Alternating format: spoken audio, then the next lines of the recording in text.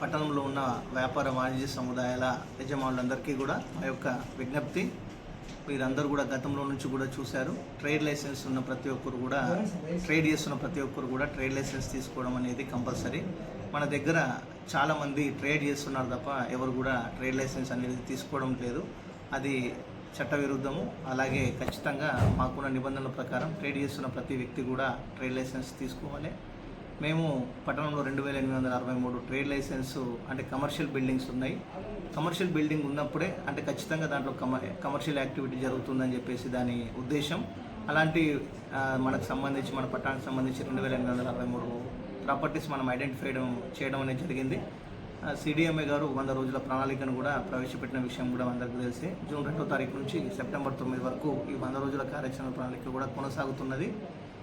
దీంట్లో ట్రేడ్ లైసెన్స్లో ఏదైతే ప్రాపర్టీస్ ఉండి కూడా ట్రేడ్ లైసెన్స్ ఎక్కడైతే లేదో ఆ ప్రాపర్టీస్ని కూడా గుర్తించడం జరిగింది.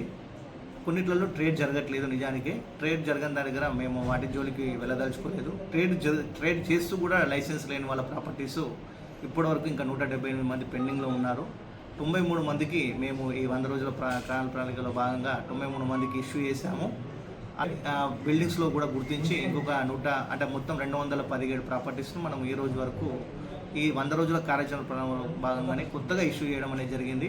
ఈ 178 ఏదైతే తీసుకోలేరో వాళ్ళందరినీ కూడా మేము ఒకటే యజమానులందరూ కూడా విజ్ఞప్తి చేస్తున్నాము. ఈ రోజు నుంచి మేము సీజ్ చేయడం కూడా జరుగుతుంది.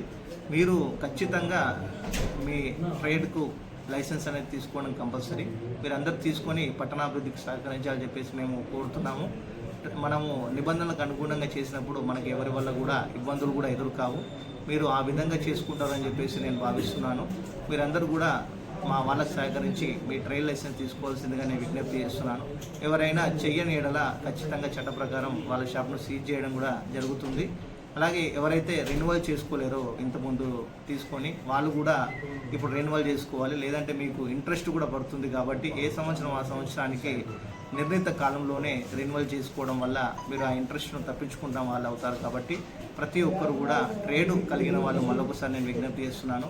ట్రేడ్ చేస్తున్న ప్రతి ఒక్కరు కూడా ట్రేడ్ లైసెన్స్ తీసుకొని మున్సిపాలిటీకి సహకరించాలని చెప్పేసి నేను విజ్ఞప్తి చేస్తున్నాను. Thank you.